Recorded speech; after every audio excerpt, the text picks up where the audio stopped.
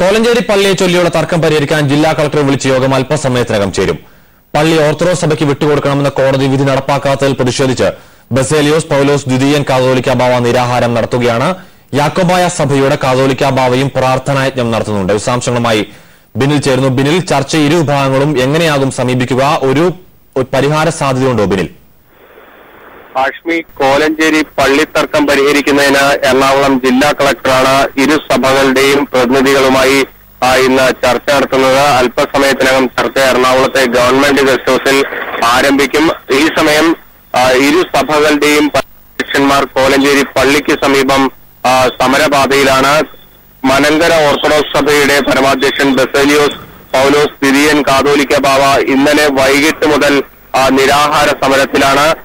ഇതിന് പിന്നാലെ യാക്കോബായ സഭയുടെ ബസേലിയോസ് തോമസ് പ്രഥമൻ ബാവ പ്രാർത്ഥനാ യജ്ഞത്തിലുമാണ്.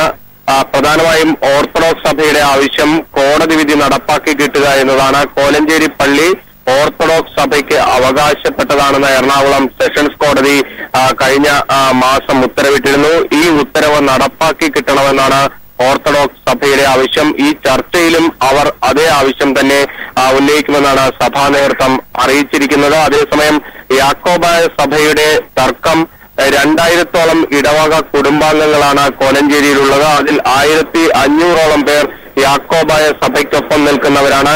പള്ളി ഓർത്തഡോക്സ് സഭയ്ക്ക് അനുകൂലമാണെന്ന് കോടതി ഉത്തരവുണ്ടായെങ്കിലും ഇടവകളിലെ ഭൂരിഭാഗം അംഗങ്ങളും തങ്ങൾക്കൊപ്പമായതിനാൽ ഇത്തരത്തിലൊരു വിധി നടപ്പാക്കുന്നത് തൽക്കാലത്തേക്കെങ്കിലും നീട്ടിവെക്കണമെന്നാണ് യാക്കോബായ സഭയുടെ ആവശ്യം.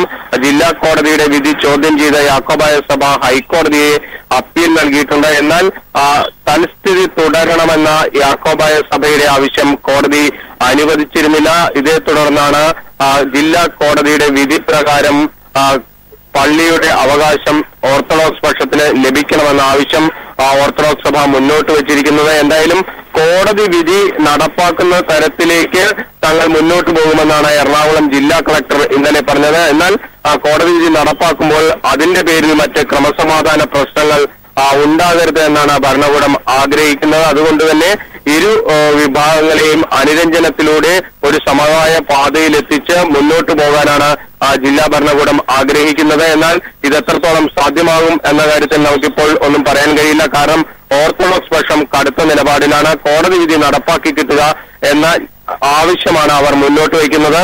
നിയമപരമായി നോക്കുമ്പോൾ ആ ആവശ്യത്തിന് വലിയ പ്രാധാന്യവുമുണ്ട്. എന്നാൽ യാക്കോബായ സഭ മുന്നോട്ട് വയ്ക്കുന്നത് ഇടവകാംഗങ്ങളുടെ ഭൂരിപക്ഷം ഉയർത്തിക്കാട്ടിയുള്ള അവകാശവാദമാണ് യാക്കോബായ സഭ മുന്നോട്ട് വച്ചിരിക്കുന്നത്. ഹാഷ്മി, നന്ദി ബിനിൽ. മുല്ലപ്പെരിയാറിൽ